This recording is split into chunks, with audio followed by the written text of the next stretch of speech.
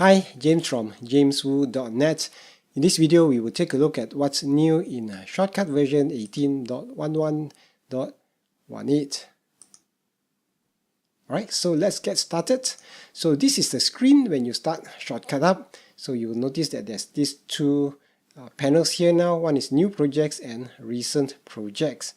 Okay, so this new project tab here allows you to set your projects folder, your project name, as well as your video mode.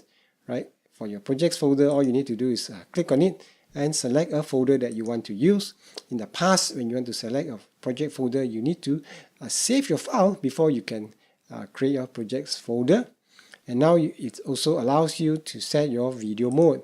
Okay, so if you're not sure, you can go for automatic, or you can select any of these settings.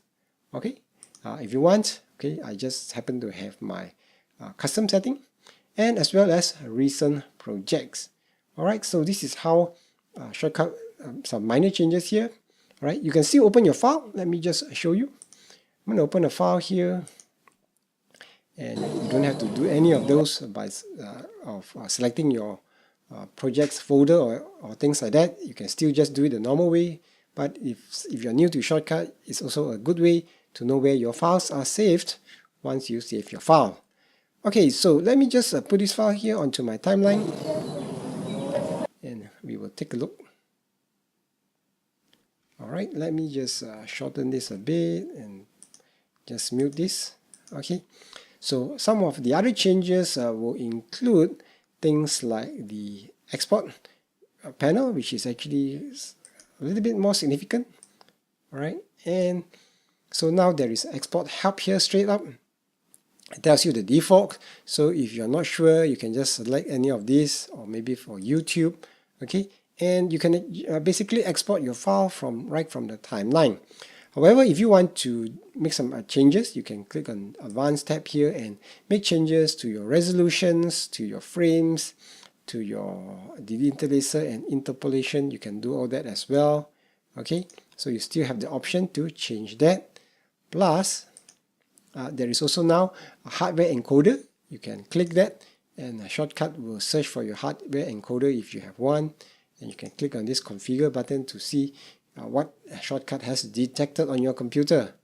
Okay, if you're not sure, then maybe it's best to leave it alone and let your computer take care of everything. And but it is something that you may want to experiment with if you want. One other thing is there's also a new filter now for this spot removal. Where is it? Spot removal filter. You can click it and remove a spot.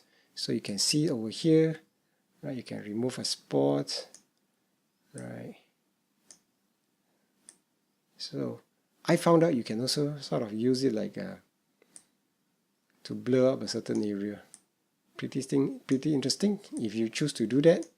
Okay, but just to let you know, it is supposed to be a spot removal filter. Alright, so let's say there's a spot here, you can just move it and it sort of hides that. Alright, besides that, there's also some new filters. Audio waveform visualization. Okay, you can put it there. Select the thickness, select the color. Let's do black. And let's hope that it is not too loud. As I play this, you can see the waveform here. Okay. So that is some of the new filters out there. So I hope that this video has helped you to get a little bit more familiarized with Shotcut, especially if you are new in using Shotcut. And give it a go if you're making videos, especially nowadays. Video is such a hot thing, especially when you want to promote yourself, promote your brand, a product, or your business. So if you haven't subscribed to my channel, please do subscribe, where I release more videos about making videos.